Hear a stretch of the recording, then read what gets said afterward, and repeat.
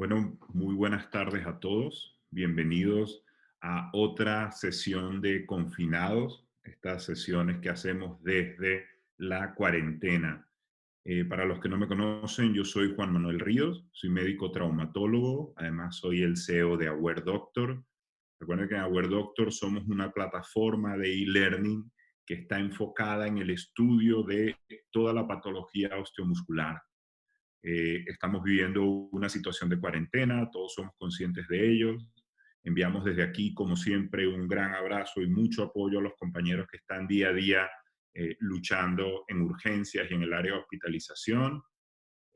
Como toda situación desafiante, pues nos pone a prueba física y mentalmente.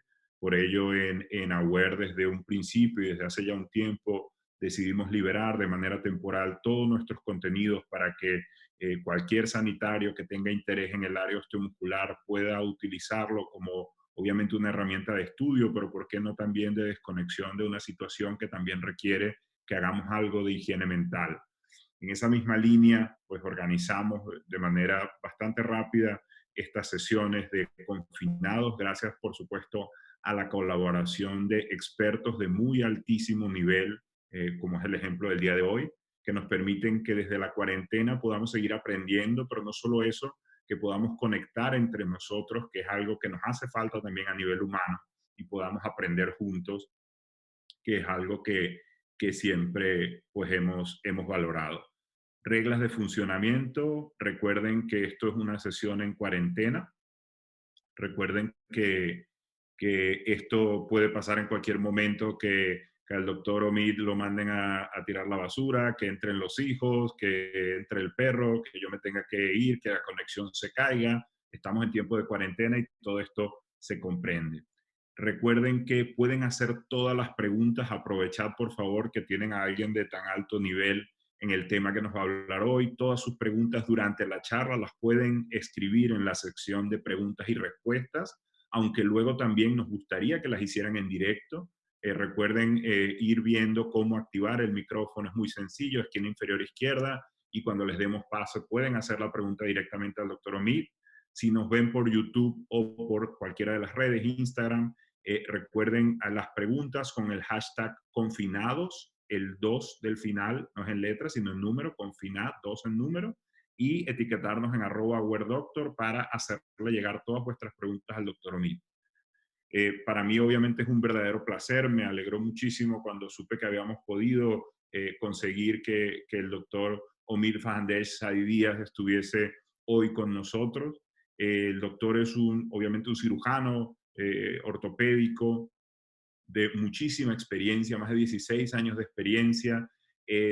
Trabaja en la unidad de cirugía de mano, miembro superior y nervio periférico del Hospital Universitario Fundación Alcorcón. Realiza además su clínica privada, donde hace muchísima de su actividad ligada con el tema que va a ser el día de hoy en la clínica Banfi. Tiene la certificación europea en cirugía de mano y es una persona que es muy activa no solo en la parte asistencial, sino docente, constantemente está compartiendo contenidos de valor. Les recomendamos que le sigan a través de las redes para tener todos estos contenidos de valor. Hoy viene a comentar un caso, una temática que a mí pues, me parece súper interesante y me llega mucho, a pesar de que el área de mano no es mi especialidad, pero puedo ver cómo ha cambiado esa subespecialidad, y es el uso de la ecografía como ese fonendo que ahora tiene que el traumatólogo llevar casi obligatoriamente, y cómo ha cambiado esto su práctica a nivel de todo lo que es la patología de mano, pero hoy nos hablará específicamente también de las lesiones tendinosas. Doctor Omid, la verdad es que muchísimas gracias por estar hoy aquí con nosotros, y el plató es completamente suyo, que es usted a quien han venido a escuchar.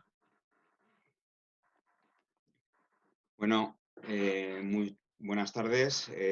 Muchísimas gracias, Juan Manuel, por esta magnífica presentación.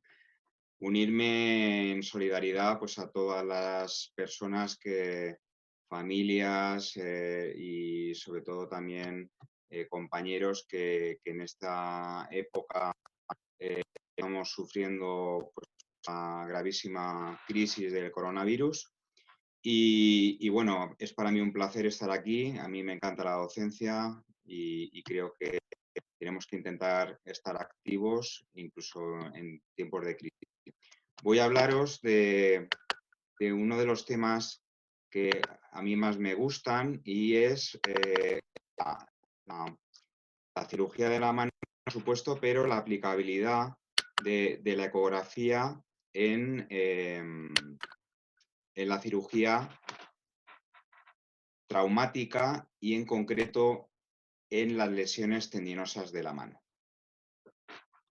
No querría pasar esta oportunidad para agradecerle a mi buen amigo, el doctor Ángel Bueno Horcajadas. Él es radiólogo del Hospital Universitario Fundación Alcorcón. Agradecerle públicamente pues, toda la ayuda y todo lo que me ha enseñado en cirugía, en ecografía, a nivel del sistema musculoesquelético, pero fundamentalmente en ecografía en de la mano. No es ninguna sorpresa, y de hecho está publicado, que hay una gran validez en el uso, digamos, de la ecografía a la hora y fiabilidad de la ecografía para el diagnóstico y para incluso el tratamiento de lesiones traumáticas tendinosas a nivel de la cirugía de la mano.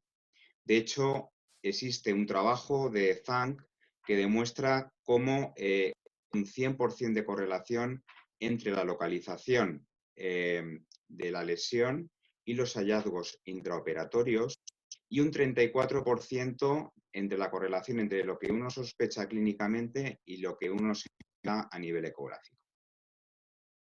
Vamos a dividir esta charla en partes. Por un lado hablaremos de las lesiones de los tendones extensores primero y luego hablaremos de las lesiones de los tendones flexores. La anatomía del aparato extensor es una anatomía que para mí es muchísimo más compleja que la anatomía de los tendones flexores. Los tendones extensores discurren por el dorso de la muñeca y pasan a través del reticulario extensor por una serie de tabiques y túneles que hacen que tenga esa anatomía estructural a través de los 6 compartimentos extensores en la zona distal y dorsal de la muñeca. Para mí, la anatomía, y mis residentes se ríen muchas veces de ello, es la base fundamental del tratamiento y la base fundamental del conocimiento. Con anatomía vamos a poder llegar a cualquier zona, un abordaje quirúrgico. Con anatomía vamos a saber dónde estamos en cada momento, cómo llegar y sobre todo nos va a ayudar a poder interpretar de una forma muy sencilla con la ecografía pues aquello que queremos ver. Si no, pues lo que va a ocurrir es que realmente pues vamos a ser como un ciego que se encuentra en una zona no conocida y cuando pongamos el ecógrafo y la queremos estudiar, nos vamos a frustrar. Creo que estamos en un momento de la vida donde uno a veces tiene que dejar de seguir y de imitar actitudes que muchas veces no nos dejan progresar. Y yo creo que si un cirujano tiene una base, pues a lo mejor es bueno salir de una zona de confort y aprender pues con un equipo que yo tengo la gran suerte de tener en la clínica Banfi, pues con Manuel, con Álvaro, con Guillermo, pues personas que me implicaron en la ecografía y me enseñaron la importancia que tiene la ecografía también hoy para el tratamiento de las lesiones en cirugía de la mano. ¿Por qué es tan importante la anatomía? Esto es pues mi tesis doctoral y en este trabajo pues lo que hicimos fue buscar pues ver si realmente podíamos tener una buena concordancia y una buena correlación entre las lesiones anatómicas y las lesiones y las imágenes ecográficas que podíamos objetivar. Entonces, para eso tomamos 20 piezas de cadáver hicimos estudios ecográficos en una anatomía muy concreta, muy variable y con múltiples variantes anatómicas, como es el primer compartimento extensor. Hacíamos y registrábamos todos los hallazgos a nivel ecográfico, realizábamos una disección abierta de cada una de las piezas y comprobábamos que existía una buena concordancia entre ecografía y anatomía después. ¿Qué es lo que vimos? Pues realmente pues, lo que uno esperaría, ¿no? Que la ecografía pues, permitía de una forma muy fidedigna pues, valorar no solo la anatomía más sencilla, como podría ser pues, de un retináculo, como cosas mucho más difíciles de valorar, como son la presencia dentro del compartimento del primer compartimento de tabiques intermusculares compartimentales. Aquí veis una imagen ecográfica que corresponde a esta imagen de disección donde se ve esta espícula ósea que es el sino de Rousset con una zona hipoecoica entre el tendón del extensor corto y el aductor largo que al hacer la disección de la pieza anatómica se correspondía con un tabique compartimental, como veis aquí. También la ecografía permitía de una forma muy fina valorar el número de tendones que tenemos en el interior del compartimento y lo mismo ocurría a disección y ver si realmente teníamos una concordancia entre ecografía y disección. Centrándonos ya en patología dentro de los compartimentos exteriores, pues la primera patología de la que me gustaría hablar es la enfermedad de Kerben.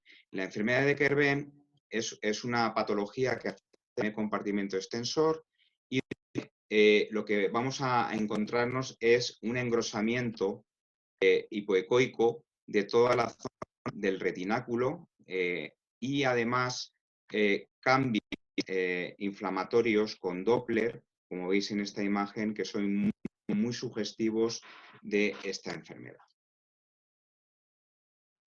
Además, como hemos dicho, es un compartimento, el primer compartimento extensor en la enfermedad de Kerben que tiene un montón de variaciones anatómicas. Y la que como cirujanos nos preocupa más es la presencia de tabiques intracompartimentales. Aquí veis de nuevo el sino de Rousset en un trabajo de Biology con la imagen hipoecoica, extensor corto, aductor largo, cómo existe una correlación Doppler con una definición clarísima de la zona del tabique y como esto, que es ecografía, se correlaciona claramente con los hallazgos intraoperatorios y aquí veis el tabique intracompartimental durante la cirugía. También en el primer compartimento es importante saber que muchas veces el de Kerben afecta únicamente a un compartimento. Y esto, cuando tenemos un tabique intermuscular, es importante porque muchas veces, como veis en esta ecografía, tenemos un extensor corto, ¿de acuerdo? De un líquido inflamatorio, sino alrededor, es el compartimento que está afectado. Y si lo comparamos con el compartimento del auto, veis que no está afectado. ¿Por qué es importante verlo por ecografía? Porque si vamos a hacer una infiltración de ese paciente con enfermedad de Kerben y lo hacemos sin ecografía, podremos colocar la aguja en una zona que no está afectada y el resultado no va a ser satisfactorio. Por lo tanto, esto también, no solo para cirugía, sino también para las infiltraciones es muy útil. Este es un caso muy sugestivo de un paciente que tenía un de Kerben. No el retináculo está tan engrosado como vais a ver aquí. Y fijaros, se produce pues, un deslizamiento de los tendones y una margen del tendón por debajo del engrosamiento del retensor, como veis.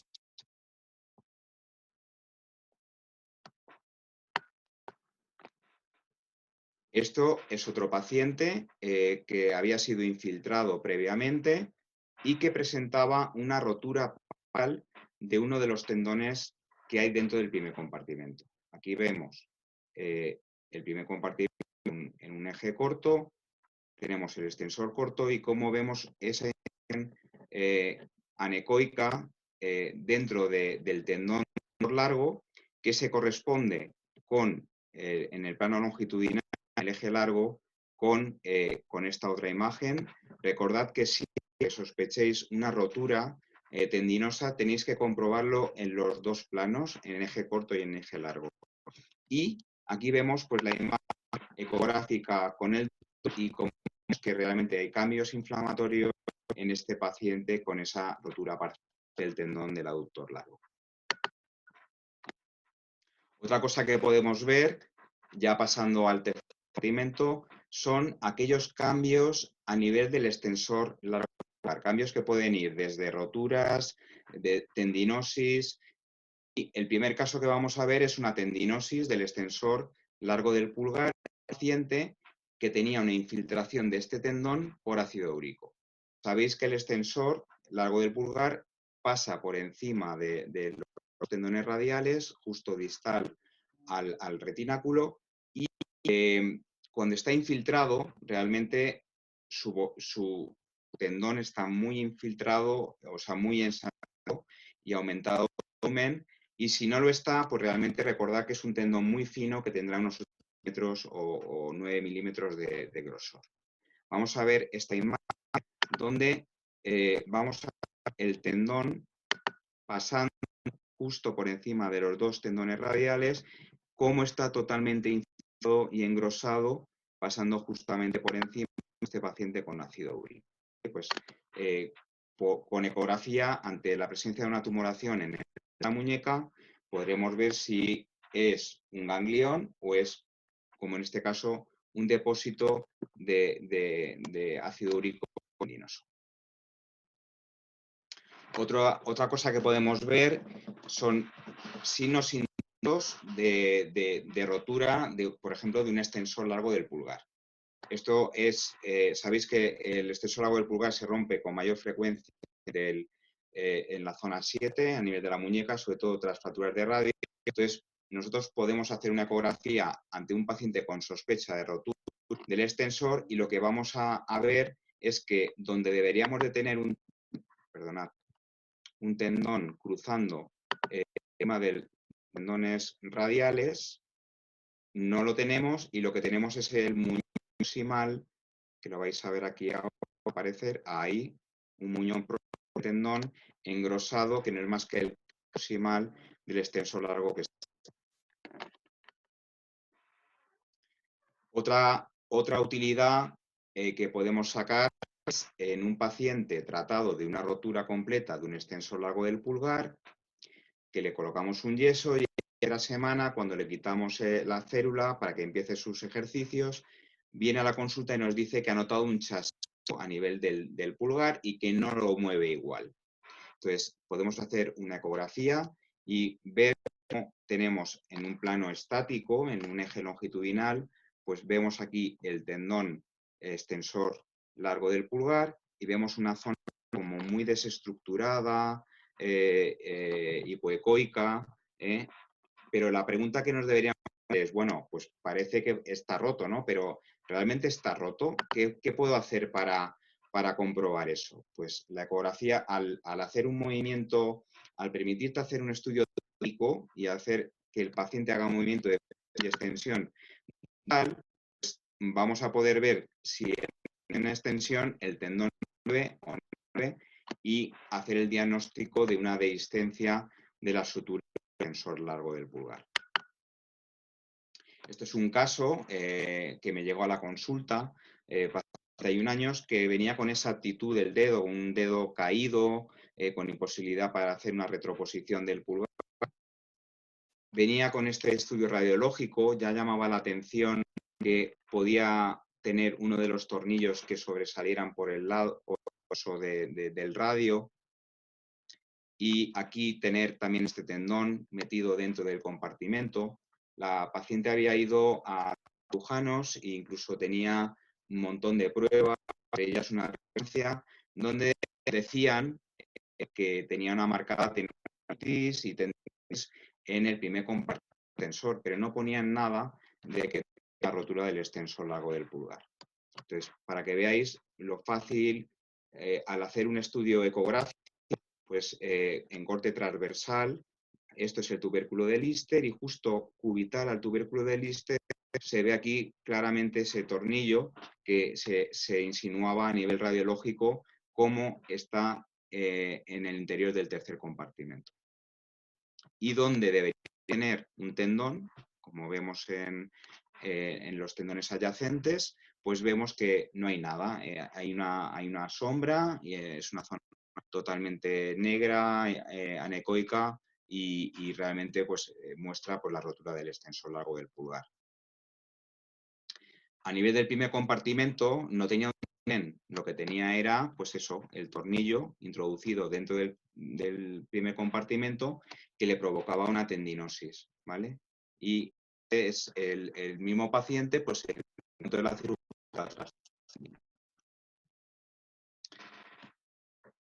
Otra utilidad dentro de para afecciones del tercer compartimento es cómo podríamos ver una transferencia del extensor propio del índice a un extensor largo del pulgar. Entonces, como os he dicho antes, lo importante es tener la anatomía en la cabeza, pero también tenemos que tener claro cuál es la técnica quirúrgica que le han hecho a un paciente cuando vayamos a hacer una ecografía. Entonces, hay que tener claro cuál es la técnica de transferencia tendinosa de extensor propio del índice a extensor largo del pulgar. ¿Por qué? Pues porque cuando tengamos que hacer un barrido con el ecógrafo, pues tendremos que tener claro que el tendón donante viene desde la zona del cuarto compartimento y que la sutura que tendremos que comprobar la tenemos que buscar a nivel de la tabaquera anatómica. Este es un paciente al que se le realizó una transferencia del extensor propio del índice y lo que vamos a ver aquí es, en corte transversal, pues el viaje que hace el tendón, que lo veis aquí, desde la parte próxima hasta la zona de la sutura a nivel de la tabaquera anatómica. Voy a ponerlo en este plano y aquí veis, si estamos sospechando una rotura de referencia, pues lo que hacemos en corte longitudinal, flexión y extensión del dedo, incluso le podemos decir gente que lo haga y comprobáis cómo existe un movimiento totalmente armónico, la parte distal y la parte proximal del tendón extensor.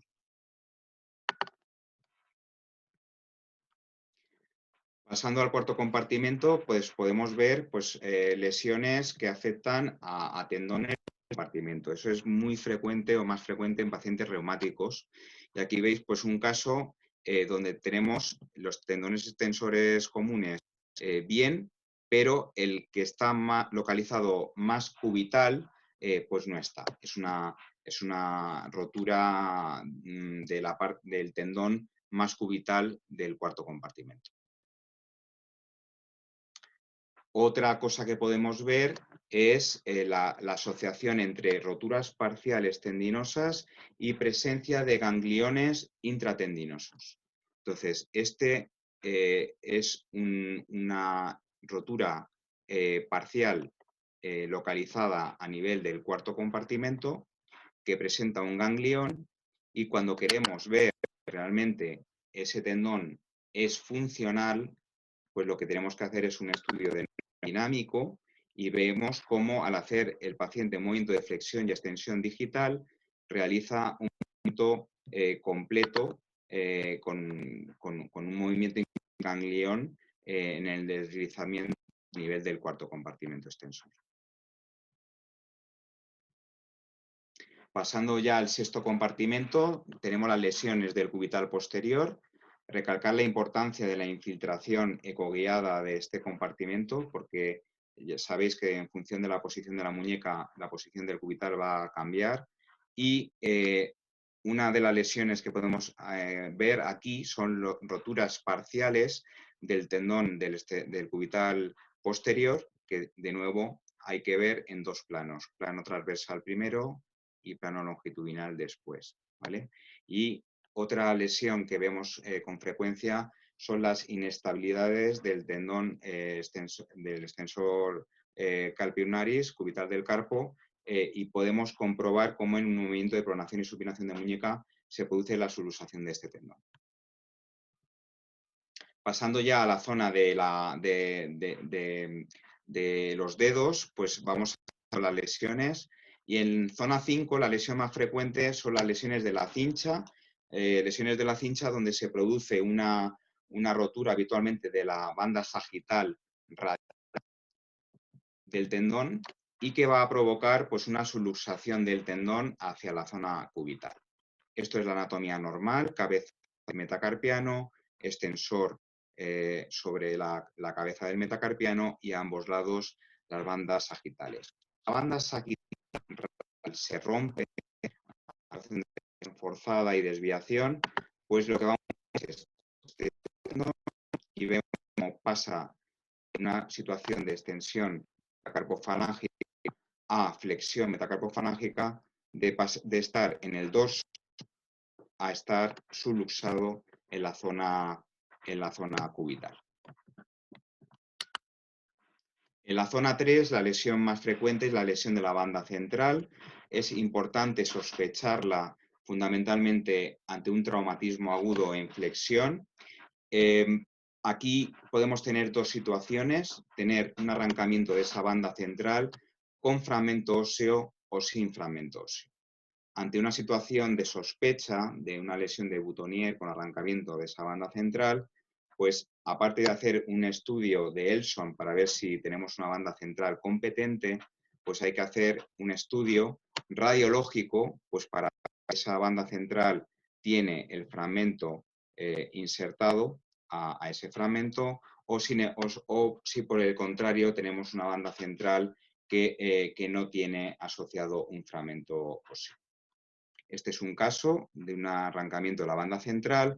Vemos como a nivel radiológico tenemos una pequeña lámina de hueso que llevaba consigo el tendón de la banda central, y esto es una ecografía donde vemos pues, esa sutil banda ósea que es muy fina a nivel de la zona de la base de la falange media donde tendríamos este arrancamiento.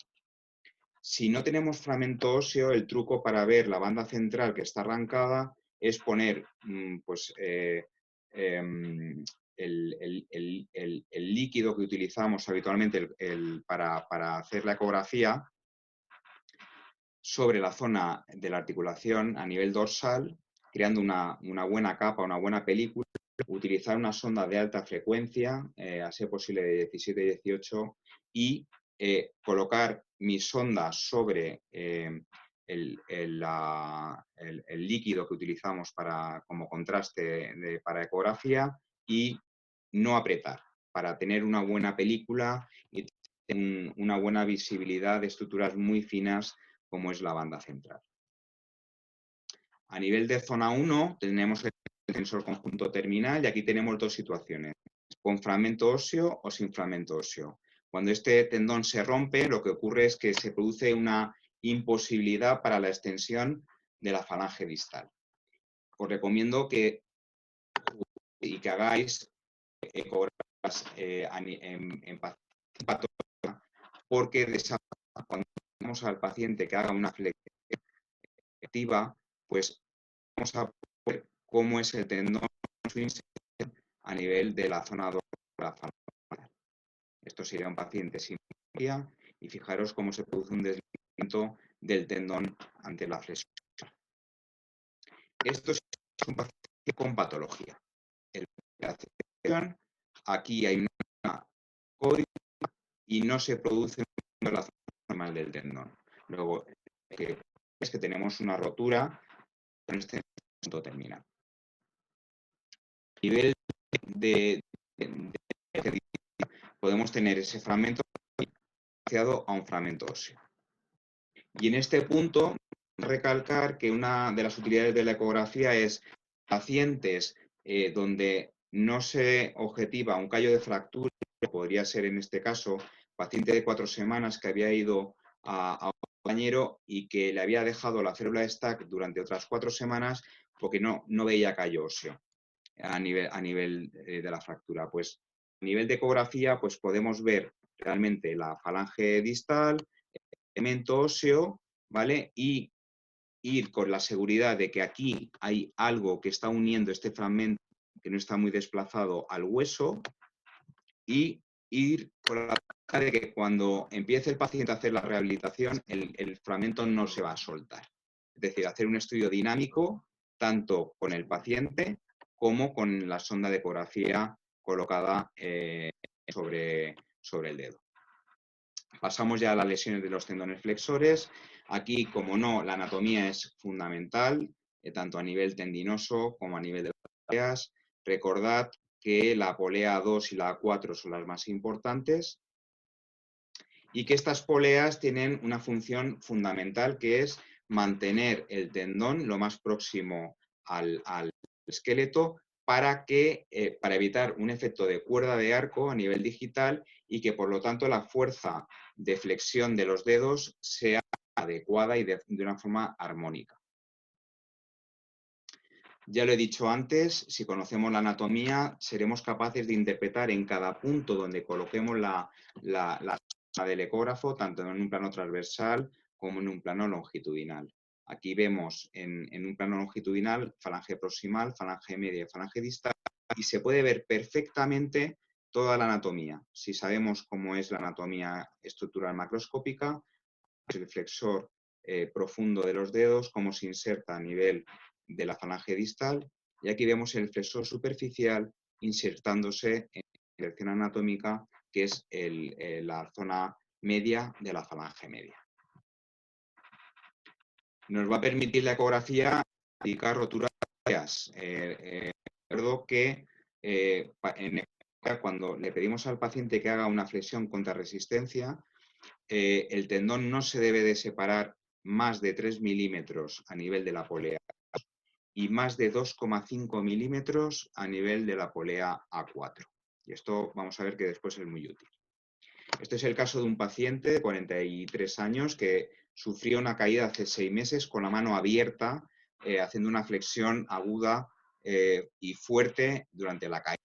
Acude a mi consulta a los 6 meses con esa actitud de flexo irreductible. Cuando le vi, pues lo primero que pensé es, pues tendrá una rigidez articular secundaria a un esguince de la placa palmar, alguna artrolisis y ya está.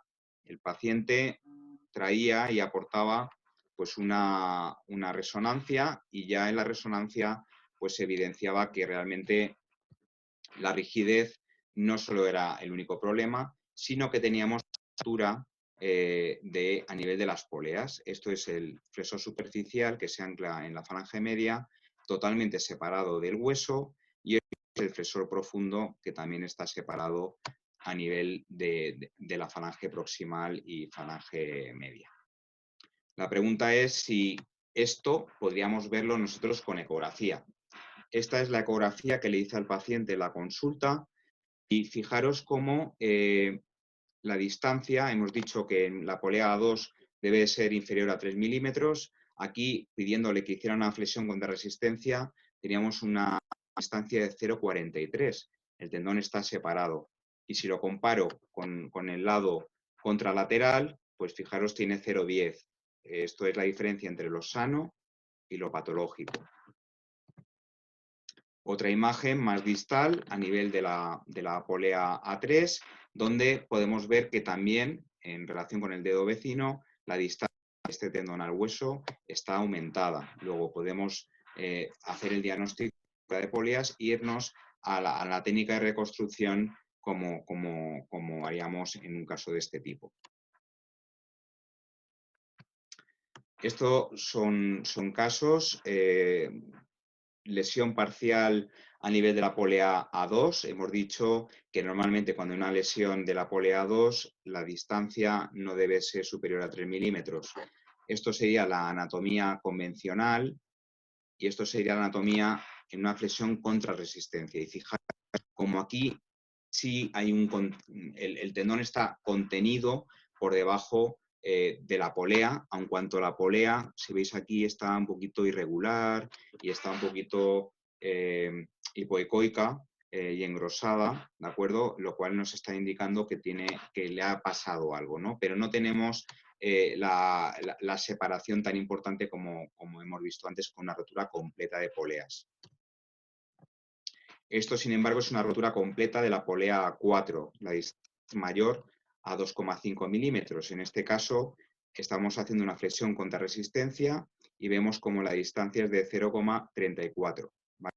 Y como en un plano longitudinal y en un plano transversal, pues visto en el caso anterior del paciente, pues vemos como esto es la distancia normal y esto es la distancia patológica. Esto es un fisioterapeuta que vino a mi consulta, trabaja en el hospital y es un trabajador manual de fuerza, pero un día haciendo labores domésticas en su domicilio, pues hizo un movimiento al coger el colchón y notó un chasquido. Vino a la consulta y presentaba esa actitud en flexión del dedo, parecía que tenía un poquito de, pues eso, de flexo a nivel digital. Sospeché una rotura de las póleas y le pedí un estudio ecográfico. Esto es lo que nos encontramos, esto es el lado sano y esto es el lado afectado. En el sano, la distancia que desde el hueso hasta el flexor largo era de 1,2 milímetros. Sin embargo, en el lado afectado, la distancia en eje largo era de 4,9 milímetros. Luego era una distancia aumentada en relación con el lado contralateral.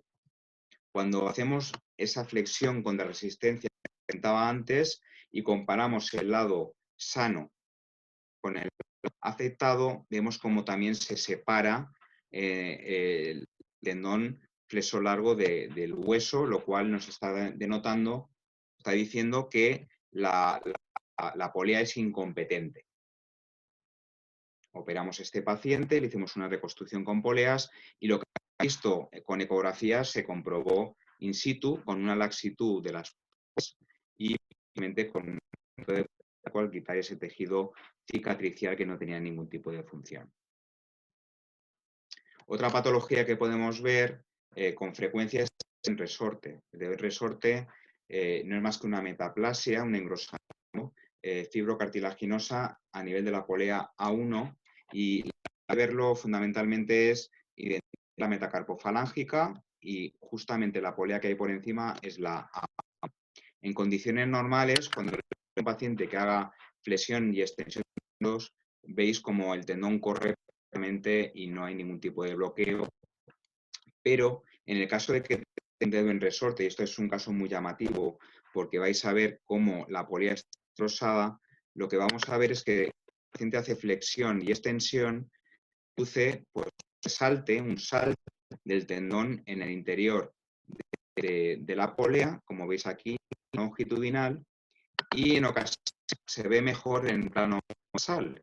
En este caso, que es muy llamativo, veis en la imagen de la derecha el salto en el longitudinal, en el plano.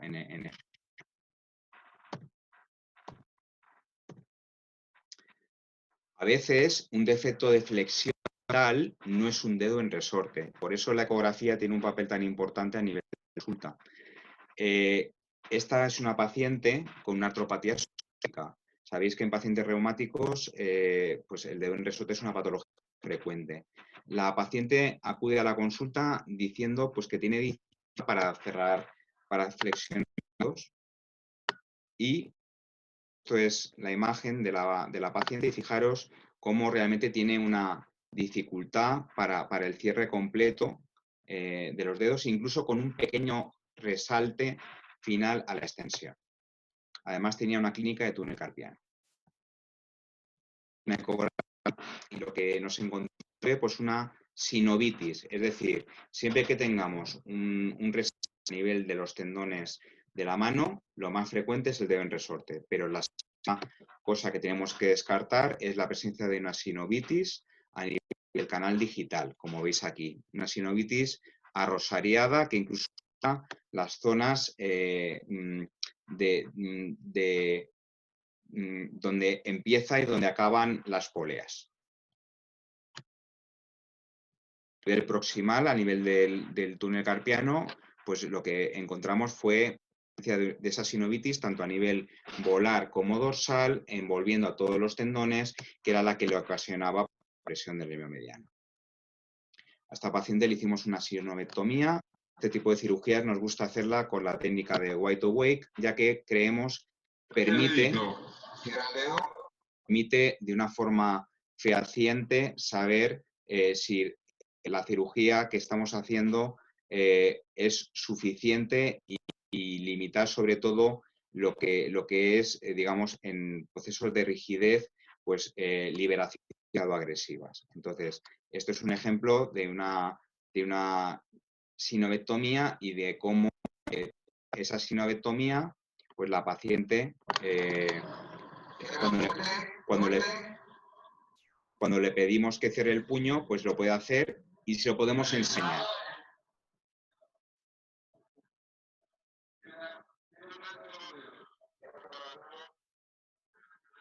De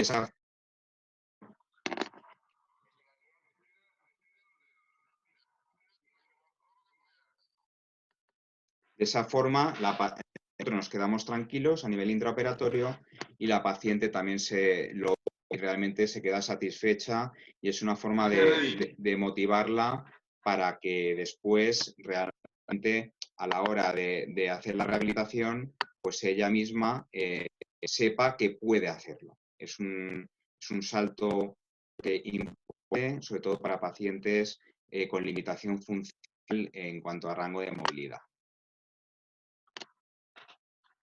Entonces la paciente a las 6 semanas haciendo pues, el cierre del puño.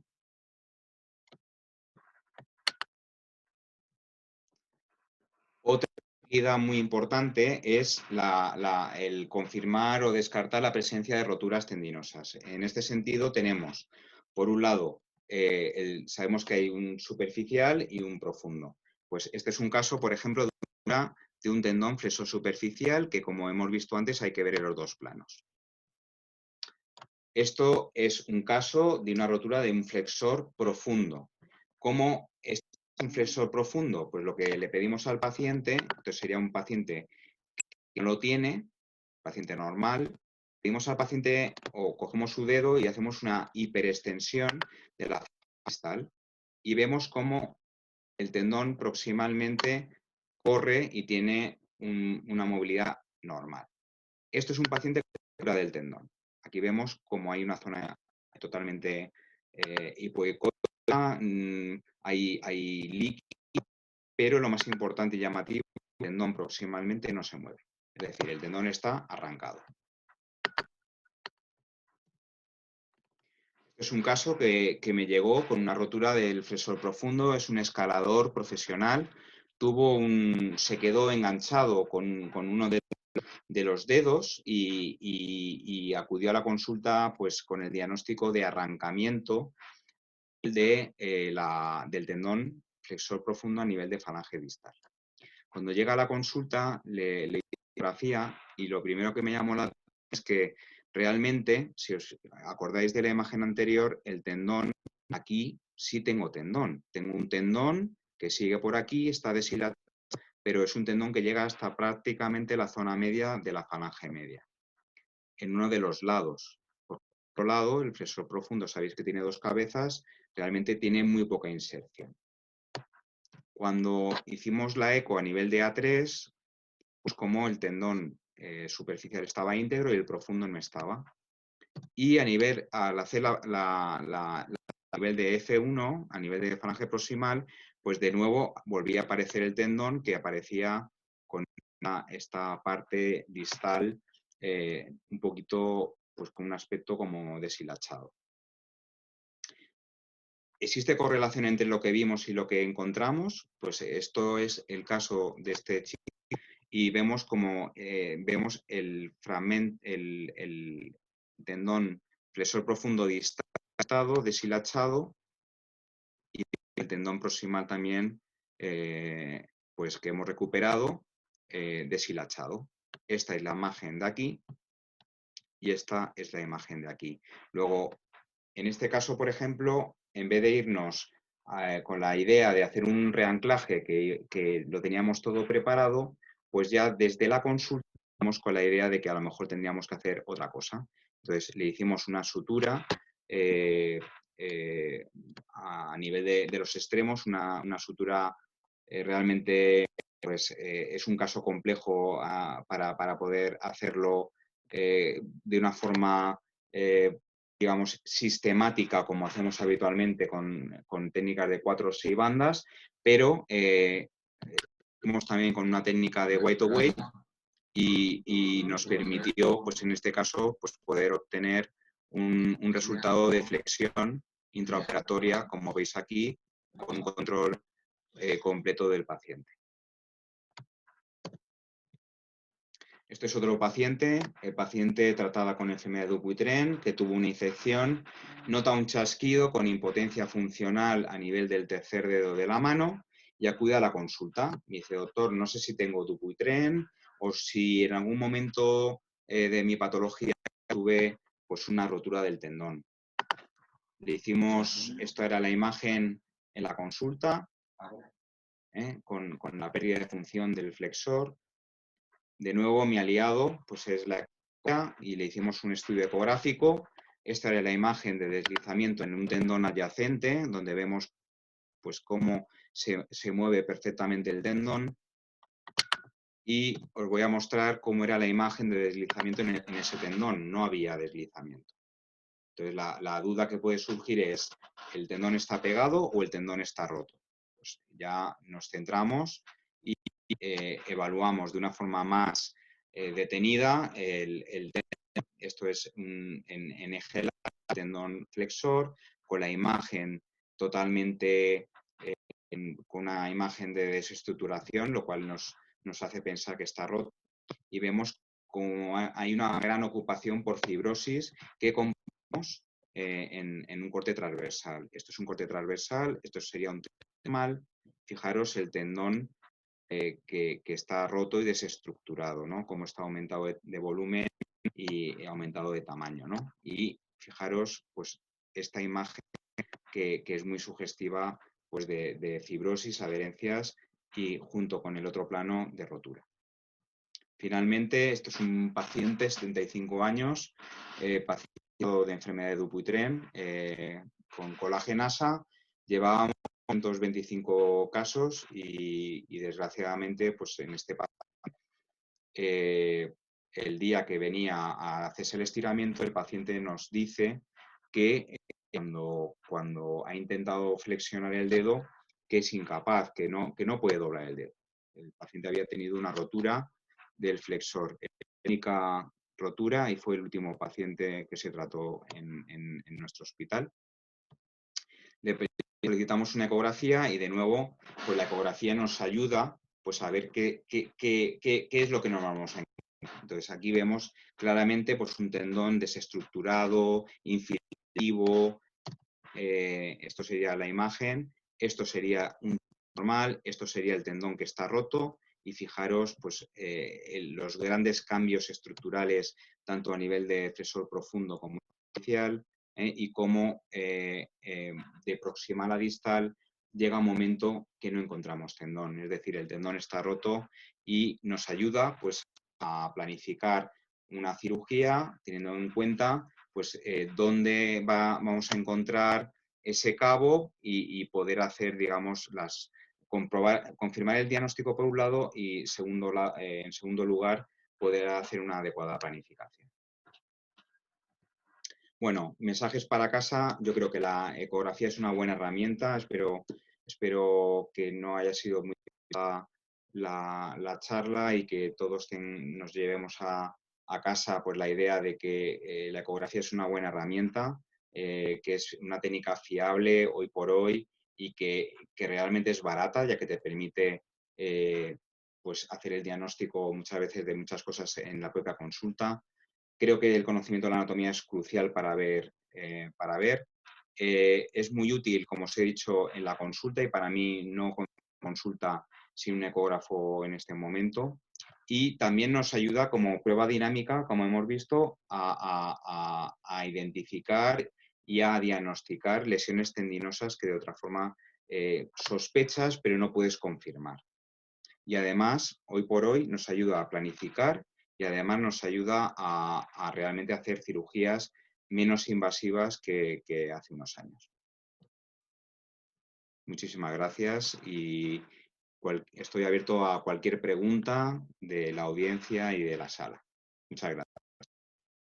Doc, la verdad, enhorabuena porque una excelente, excelente charla. Fíjate que a pesar de que tuvimos algún mínimo problema de conexión, hemos tenido asiento, más de 160 personas que no se han movido de su asiento, nada más escuchándote hablar sobre el tema. La verdad es que da gusto ver las imágenes que ponías de cómo podemos ver la anatomía en vivo, que era lo que soñábamos cuando estudiábamos aquellos libros de anatomía que no se movían. Ver la anatomía en vivo allí, la verdad es que es una cosa impresionante. Doc, ahora mismo estamos poniendo a la gente el test que fuiste tan amable de proveernos. Esto es un test básicamente para que puedan poner en práctica parte de lo que aprendieron durante la charla del doctor Omid. Aquí tenemos, Doc, bueno, desde muchos sitios, fíjate, desde Florida, desde los Estados Unidos, ya te llega una pregunta, te dan la enhorabuena, te preguntan en términos del tratamiento del dedo en gatillo, si haces en ese, imagino la puso antes de la charla, que si haces la infiltración ecoguiada en el dedo en gatillo, si haces directamente la cirugía en esos casos ecoguiada, ¿cuál es tu approach en el dedo en gatillo? Bueno, la verdad es que yo para el dedo en resorte prefiero siempre intentar, antes de plantear una cirugía, la infiltración ecoguiada. Yo creo que la infiltración ecoguiada, cuando vale la pena hacerla por lo menos en una ocasión, porque a nivel de dedos largos consigue pues hasta un 70% de buenos resultados en cuanto al alivio del dolor y también digamos, del resorte. Cuando falla, pues ahí ya te puedes plantear o bien hacer una cirugía abierta o bien hacer una cirugía de polectomía también ecoguiada que se puede hacer en la consulta simplemente con una agujita y con un poquito de anestesia local. O sea, es un procedimiento muy poco agresivo y la verdad resolutivo porque lo haces y le pides al paciente que haga flexión-extensión hasta que deja de tener el resorte. O sea que en ese sentido es una de las técnicas más gratificantes. Increíble, Doc. Mira, tenemos a Pietro Marcelo. Pietro, ¿estás por allí? Y buenas tardes. Hola, buenas tardes, Pietro. ¿De dónde nos contactas? Yo de aquí de Barcelona. Muy bien, Pietro. Aquí tienes al doctor Omid a tus pies. Por mala suerte con clínica COVID en curso. Oh, lo sentimos, Pietro. Que mejores pronto. Gracias. Sí, yo te quería hacer una pregunta. Yo habitualmente me dedico a cirugía del pie, pero también con la ecografía me manejo un poquito y me gusta jugar con los pacientes. Tanto para el diagnóstico, aunque casi siempre nos llegan ya con estudios, con resonancia, con un diagnóstico ya hecho. Entonces veo la ecografía también muy útil en el control postoperatorio de los pacientes. ¿Cómo lo ves tú? ¿Cuál es tu experiencia en este utilizo de la ecografía? Gracias, Pietro. Bueno, la verdad es que cuando la ecografía, cuando tú operas a un paciente y haces pues una cirugía de liberación de un nervio periférico, por ejemplo, y te viene el paciente, por ejemplo, con molestias o con un hematoma, pues yo creo que es muy importante el papel de la ecografía, por ejemplo, pues para ver la presencia de un hematoma perineural o la presencia de una inflamación alrededor de la zona que tú has trabajado. Y vamos, lo utilizamos de rutina en muchos pacientes. Hay pacientes que claramente si lo operas con una fractura radiodistal no lo utilizo. Pero en lesiones de nervio periférico me parece una técnica muy buena y, por ejemplo, si a un paciente le has hecho una polectomía percutánea y el paciente te viene con molestias y quieres comprobar si se sigue enganchando o no, pues la tienes ahí. no tienes que mandarla a ningún sitio. Totalmente de acuerdo contigo. Perfecto, Doc. Mira, tienes aquí, te dicen la enhorabuena, Rodrigo Cáceres Valdés, te dice que una excelente presentación.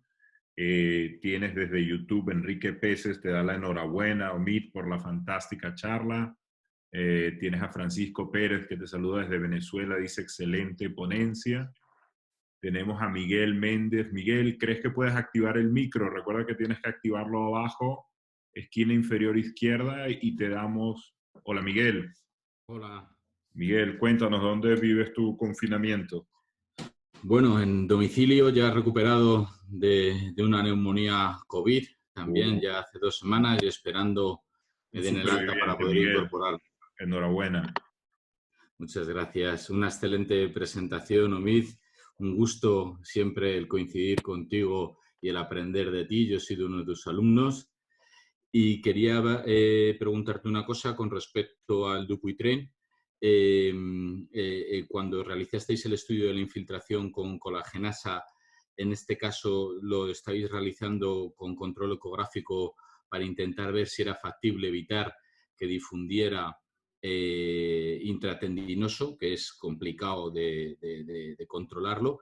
Y en el caso contrario, si ahora mismo que has comentado que ya terminasteis y no habéis hecho ningún paciente más, las fasciotomías, algunos grupos las estaban haciendo con bisturís oftalmológicos guiado por ecografía para evitar los campos abiertos. Si eso ahí en Avanfi o en la otra actividad privada lo has planteado o lo has podido hacer.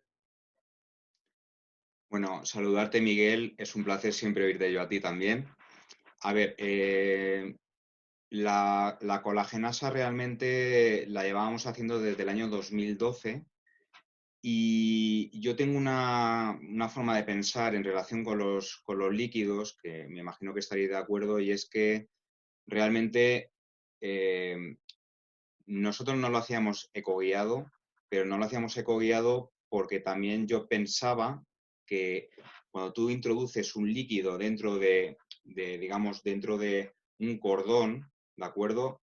El líquido es líquido y siempre va a haber una difusión. De hecho, vimos que había muchos pacientes a los que infiltrábamos una cuerda en cuarto radio y una cuerdecita que había en el tercero se rompía espontáneamente y yo creo que era por un motivo de que es imposible controlar la difusión de un líquido que tú infiltras en una cuerda. O sea, yo creo que tú puedes ver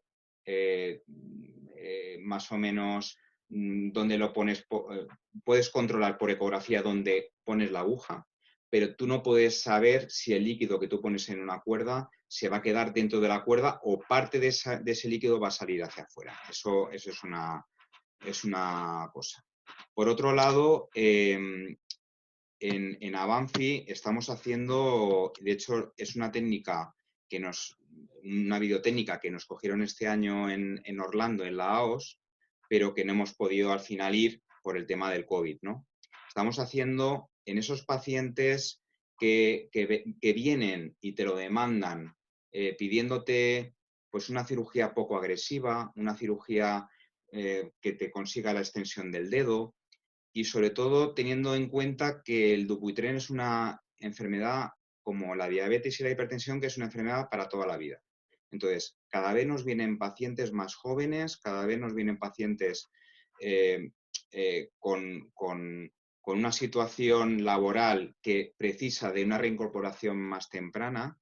Entonces, pensando en mantener la cobertura cutánea el mayor tiempo posible y explicándoles a los pacientes que las recurrencias, pero no solo en la fasciotomía coguiada, sino en cualquier procedimiento mínimamente invasivo, como puede ser la colagenasa, una fasciotomía con aguja, una fasciotomía segmentaria, siempre la recurrencia va a ser mayor.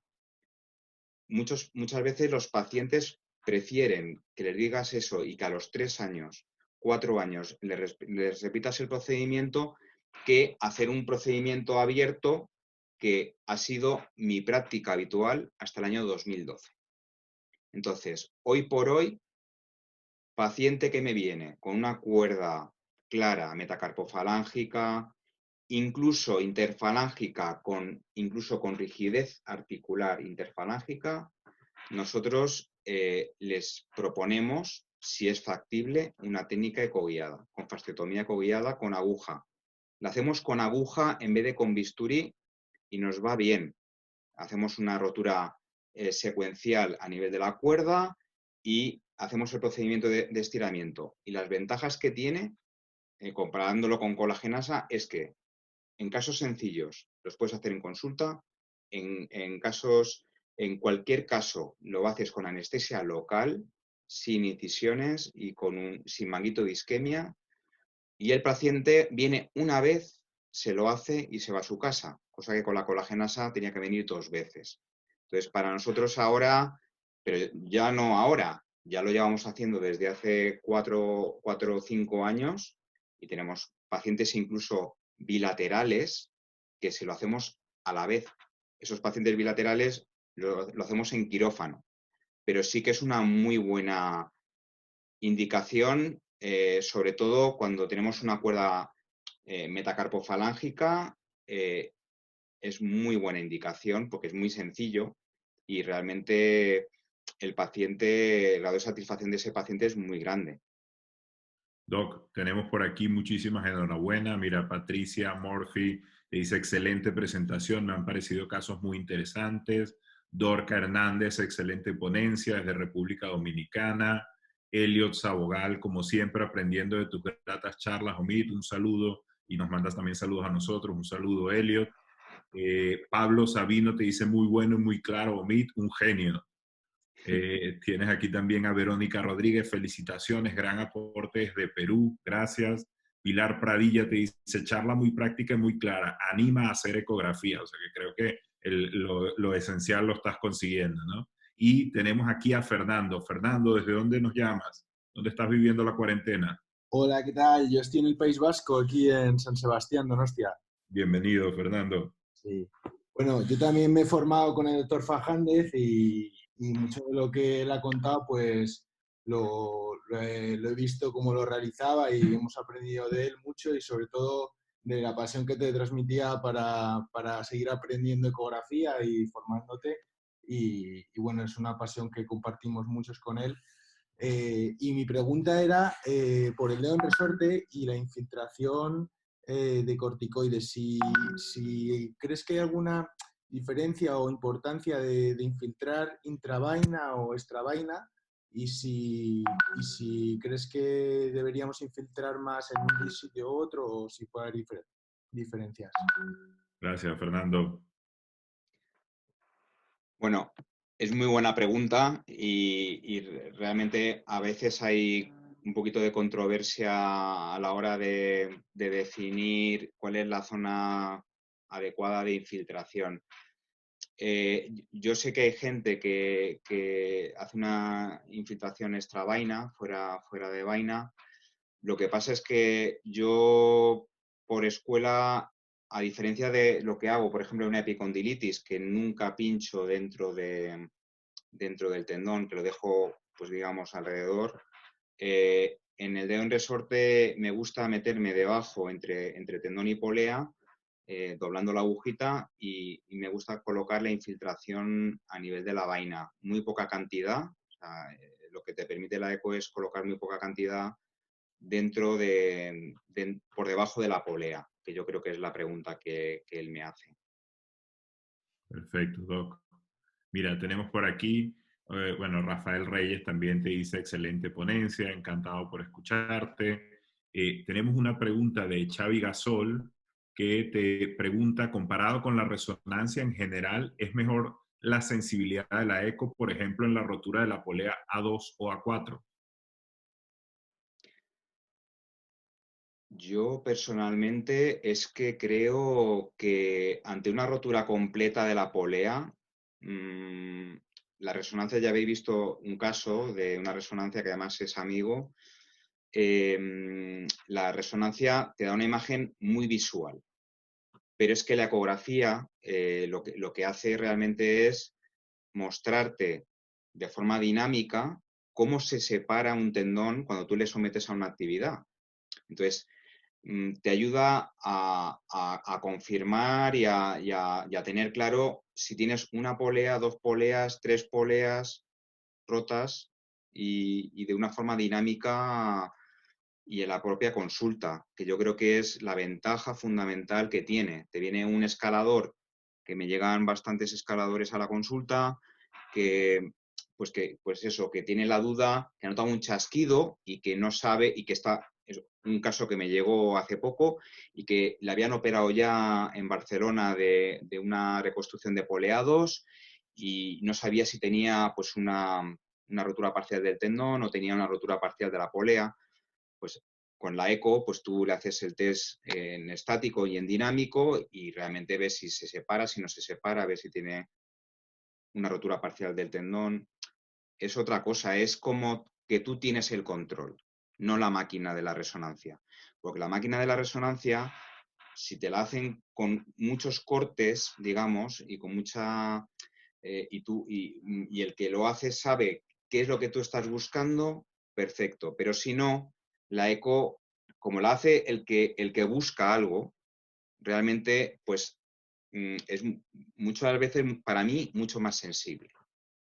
Sí, eso no hay duda, Doc. Mira, tienes aquí, bueno, Laura Márquez, magnífica presentación, todo un placer escucharte. Javier Fraganillo, muy interesante. Doctor Omid, desde Madrid te manda saludos. Gerardo Correa, desde Chile, muy buena presentación. Tienes a Carlos Morales Sánchez, que te manda un abrazo virtual desde Ciudad Real. Carlos, son los abrazos que se van a poder dar por un tiempo, los virtuales. Virginia, a ver si podemos activar tu micrófono, Virginia. En la esquina inferior izquierda, si puedes activar tu micrófono y así puedes hacer la pregunta directamente al doctor Omid. A ver si logramos que Virginia la active. Virginia, tú interrumpe en el momento en que quieras. Yo voy a ir leyendo tu pregunta, pero estás invitada a interrumpirme, por favor. Virginia te pregunta, Doc, que en la infiltración ecoguiada del primer compartimento extensor, ¿cuál es tu vía de abordaje? En plano, cantidad de anestésico corticoide que sueles utilizar, un poco cómo haces tu approach a esa infiltración del primer compartimento extensor. Bueno, pues en la infiltración del primer compartimento, habitualmente lo primero que hago es, digamos, colocarme en plano transversal, ¿de acuerdo? Justo donde tengo el compartimento. Marco. Lo primero que veo es si tengo lo que os decía que para mí es importante, pues un tabique intermuscular, si tengo sinovitis, si no la tengo. Muchas veces si no tengo sinovitis, no les infiltro, porque creo que si no hay inflamación, la infiltración no tiene mucho sentido. Eso es otra cosa que... Entonces, marco a nivel transversal el punto donde tengo interés yo en poner la infiltración, miro en el plano longitudinal, ¿de acuerdo? Y una vez que ya he hecho eso, entro distal, mi punto de anclaje es desviación cubital de muñeca, y entro distalmente,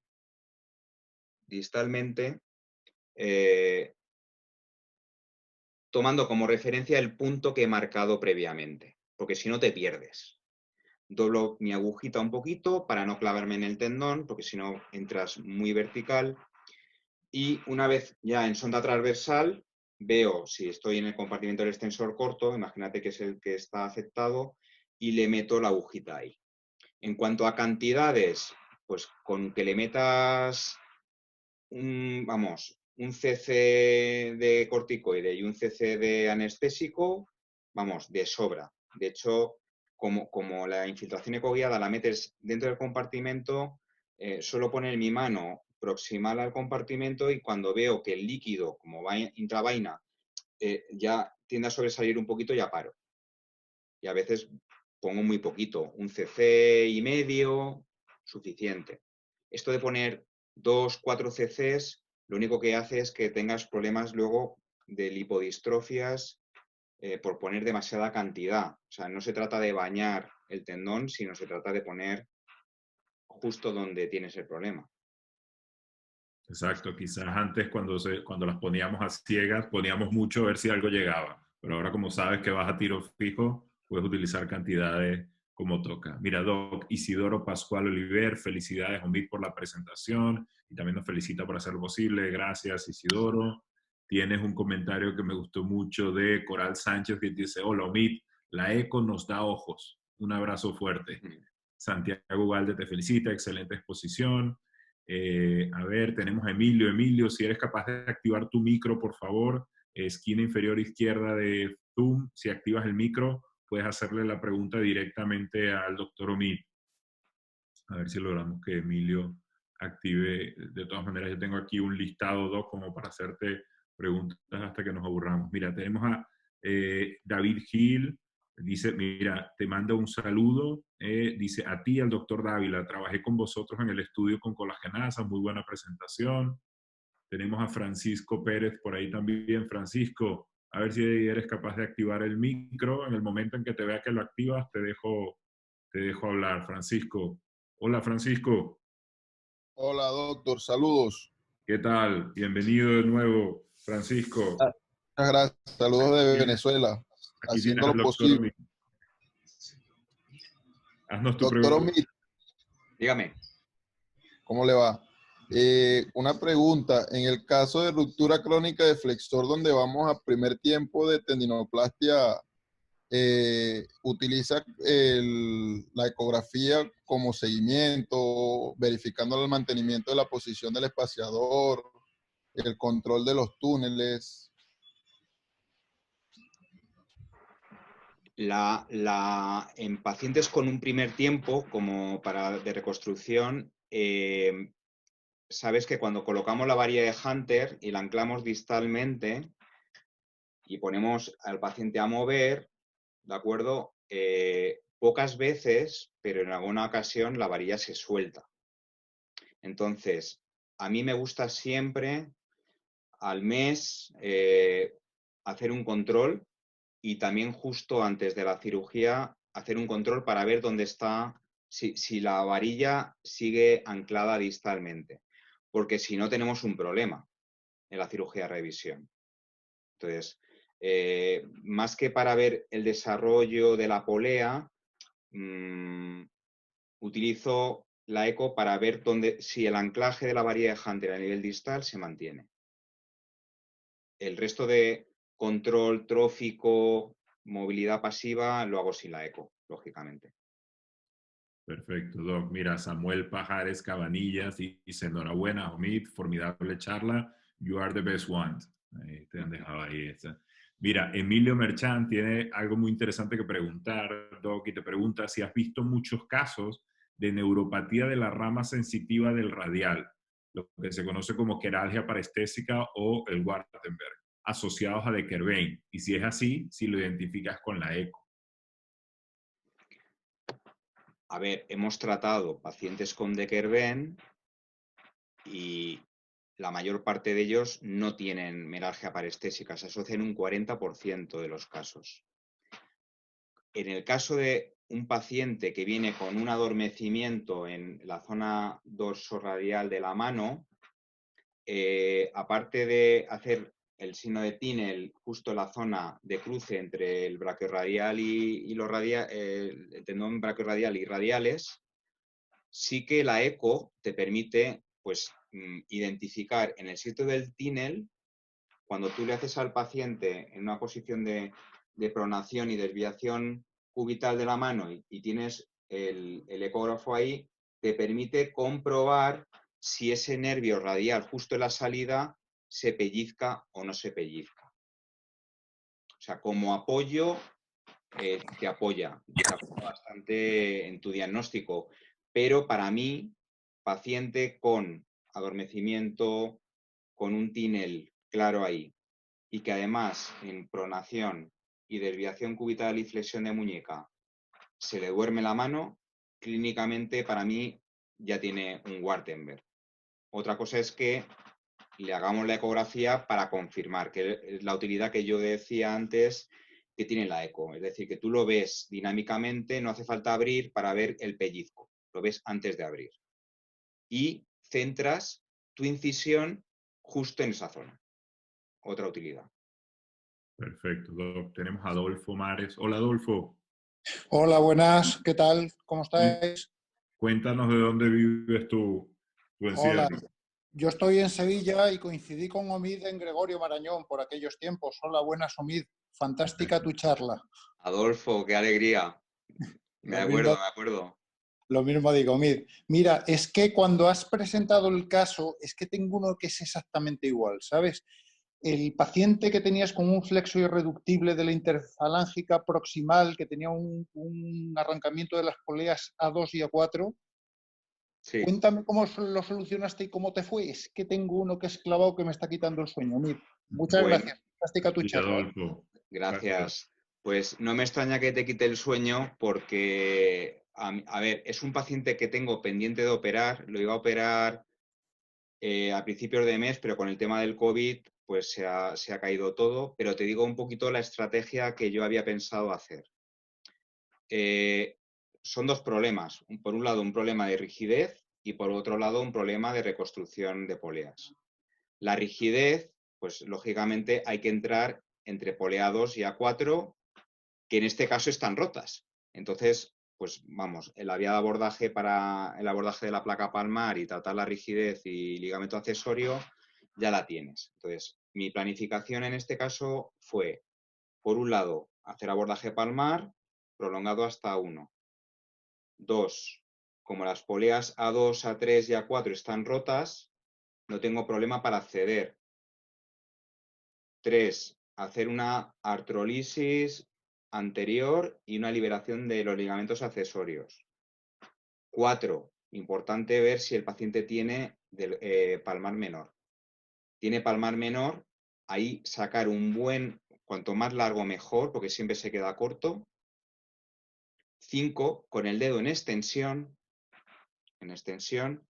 hacer una reconstrucción de poleas, pero no al margen, sino alrededor del hueso para tener mayor solidez.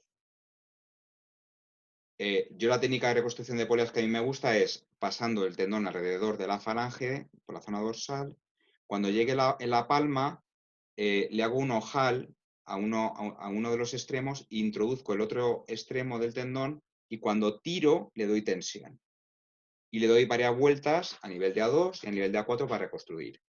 El problema que probablemente te dé dolor de cabeza es cómo rehabilitar ese dedo. Y para eso, pues tienes que tener un buen terapeuta, y ahí no he contestado nada, pero la planificación que teníamos prevista era colocar la metacarpofalángica, hablé con mis terapeutas, colocar la metacarpofalángica en una posición de flexión, de tal forma que el flexor está relajado.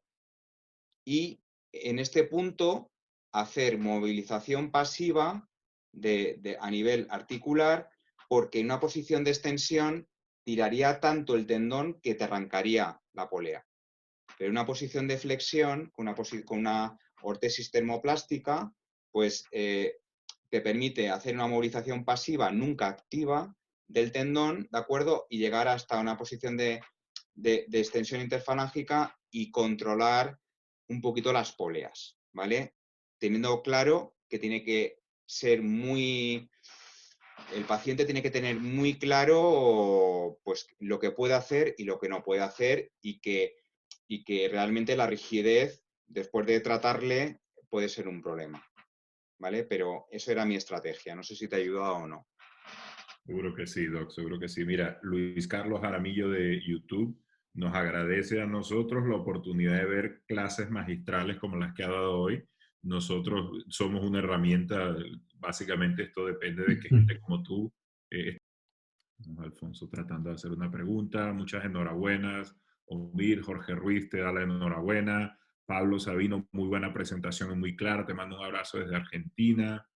Alfonso, si puedes activar tu micro de nuevo. Hola, Alfonso, ¿estás allí? No tenemos suerte con don Alfonso. Juan, Sí, una cosita. Veo en el chat sí, el doctor Carlos Heras Palou, que es el jefe de la unidad de mano del Pulvertaz en Derby, en Inglaterra, me sí. comenta que un truco para la reconstrucción de las poleas para Adolfo es que para la reconstrucción de la polea 3 divida la placa palmar de forma longitudinal, desinsertando la de proximal y usarla para reconstruir una polea 3. Y luego la 2 y la 4 utilizando el palmar menor, como yo te he dicho antes. Mira, Doc, tenemos a Carlos Heras que te quiere saludar. Carlos, ¿estás allí? Estoy aquí, ¿me podéis oír? Sí, Carlos, te escuchamos. Gracias por participar. Muchas gracias por tu charla, Amit. Excelente. Muchas gracias a ti por enseñarme todo lo que me enseñaste y me sigues enseñando. Un placer oírte siempre. Gracias. Vale, bueno, ahí tienes esa presentación y ese espaldarazo allí del doctor Heras. Normal que estabas tú al loro. Es que te hacen tantas preguntas, Omid, que no soy capaz. No tengo prisa, estoy para vosotros, para lo que necesitéis. Mira, tienes aquí una pregunta de Beatriz Ríos. Te pregunta si tienes experiencia valorando la lesión del ligamento colateral cubital del primer dedo, si se puede distinguir el Stenner con interposición del músculo aductor. ¿Esa qué tal? Esa es de las difíciles. Es una de las cosas más difíciles lo hablo muchas veces con Ángel Bueno, realmente identificar si el ligamento está por encima de la fascia o no. A mí me parece, y a Ángel nos parece complicado el hacer el diagnóstico. A veces pues decimos que si el ligamento está por encima y hacemos un movimiento de flexión y extensión del dedo, pues como que hay una alteración en el movimiento porque hay un Stenner, pero realmente a mí me resulta muy difícil poder identificarlo. Lo que vemos muchas veces es el líquido y confirmar la rotura del ligamento principal y del accesorio no es tan complicado, pero ver que está por encima de la aponeurosis es complicado. Eso es más difícil, ¿no? Por eso la ecografía, yo digamos, en las roturas del ligamento colateral, para mí la exploración es lo más importante. Hacer una buena exploración en flexión del dedo, del pulgar a 30 grados y en extensión, porque si tiene laxitud tanto en flexión como en extensión, tienes rotos dos partes de ese complejo y si tienes inestabilidad, pues realmente es una lesión quirúrgica muchas veces. Exacto, donde no llega la eco, tiene que llegar la clínica al final. Beatriz, a ver si puedes activar tu micrófono y puedes hacer tu pregunta. Hola, Beatriz. Hola. ¿Qué tal? ¿De dónde nos contactas, Beatriz? Hola, muy buenas. Sí, les contacto desde Madrid. Muy bien. Sí, la pregunta de antes también, sí, me la ha respondido muy bien Omid. Y otra pregunta es, porque yo trabajo en un medio laboral, trabajo en una mutua. Entonces nos vienen muchas inyecciones a presión de líquido, de aceite, de pinturas. Si tiene alguna experiencia, porque últimamente también hemos tenido alguna inyección de gas nitrógeno fue la última y la verdad que para la evolución sobre todo, porque esa fue un tratamiento conservador, pero esa para la evolución vino muy bien la ecografía, pero sobre todo si tienes experiencia en inyecciones de pintura o de aceite, que nosotros tenemos bastante. Honestamente, no tengo experiencia, trabajé en una mutua un año, pero a mí no me llegaban en Toledo y no me llegaban. Te mentiría y hablaría de algo que no sé y realmente tienes mucho más experiencia tú seguro que la que puedo tener yo. Pero por lo que comentas, la ecografía sí te permite en la inyección por nitrógeno pues controlar, pero a lo mejor a nivel nacional o alguien de los panelistas a lo mejor tiene más experiencia y nos puede decir algo por el chat y te lo comento después. Seguro, Beatriz, no te lo haremos llegar igual. Muchas gracias. Bueno, mira, Doc, Jorge Villán te pregunta, en el caso de los quistes paratendinosos asociados a dedo en resorte, experiencia con ecografía. ¿Tienes alguna? Si crees que aporta algo. Pues mira, quistes paratendinosos son muy frecuentes. El diagnóstico por eco es fácil porque ves el quistecito arriba. Y ahora estaba yo con la idea de a lo mejor plantear, pues como es un quiste tan pequeño de 1 o 2 milímetros que está en la polea, pero a veces que para los pacientes es muy molesto, pues me estaba planteando si, pero no lo he hecho, si hacer con un poquito de anestesia y una aguja, pues como una decapitación de ese quiste. O sea, poner un poquito, pinchar justo donde está el quiste, poner un poquito de anestésico y con la aguja hacer como una decapitación, y que, al igual que ocurre, por ejemplo, con la artroscopia, donde la cápsula, tú te comes la cápsula del ganglión y el resto se reabsorbe, pues que el resto de quiste, que es milimétrico, pues se acabe reabsorbiendo. Pero no lo he hecho. Pero eso es mi... Seguro que lo harás y lo veremos en AOS cuando lo vayas a presentar allí.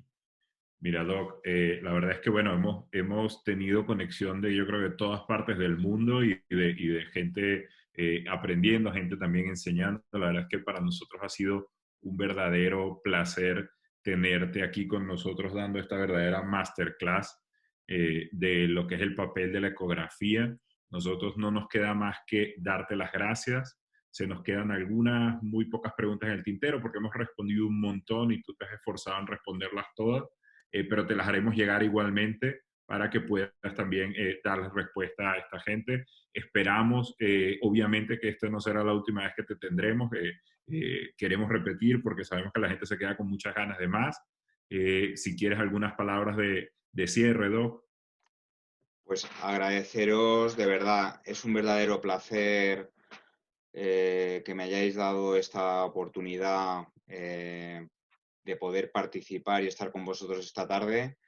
Para mí, la docencia y enseñar aquello que tus maestros, como Carlos y como otros, te han enseñado, es una responsabilidad. Yo creo que ahora, pues por suerte o por desgracia, con el COVID, pues hemos tocado todos, yo creo que un poco la tierra, y se han abierto muchas oportunidades de poder, de una forma tan fácil como desde tu casa, no hace falta ni a ningún curso, ni a ningún sitio, pues poder debatir y hablar de cosas que a ti te gustan y aprender de gente, de mucha gente que da charlas espectaculares, y poder, pues, pasar esta cuarentena, como digo yo, de la mejor forma posible, pero con una responsabilidad de formación que yo creo que es importante para nuestros residentes, en especial, me acuerdo mucho de ellos, como para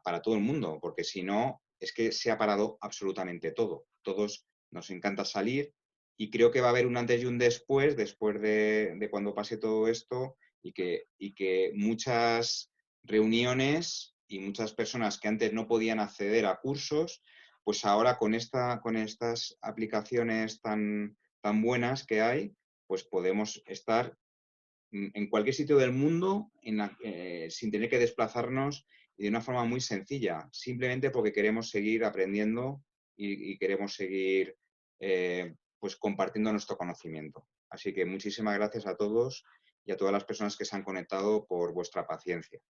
Así es, Doc. Y para reforzar tu punto, te despido con un comentario de YouTube de Pedro Abreu que te dice: gracias, doctor Omid, un abrazo muy grande desde Portugal. Y dice, ¿no?, que al final esto parece que llegamos más lejos que en una sala de conferencias. Totalmente. Te agradecemos muchísimo, queremos decirles a todos eso, recordad que podéis entrar aún en Aware Doctor, están todos los contenidos liberados. Seguiremos haciendo sesiones como esta, seguiremos contando con el doctor Omid, seguramente porque creo que hemos dado con un diamante en bruto de docencia, y que nosotros intentaremos hacerle llegar a ustedes lo más posible todo ese conocimiento que él ha ido acumulando y que tiene a bien compartir con ustedes. Doc, un gran abrazo y esperamos tenerte muy pronto de nuevo con nosotros. Muchísimas gracias. Gracias. Muy bien. Hasta luego. Gracias.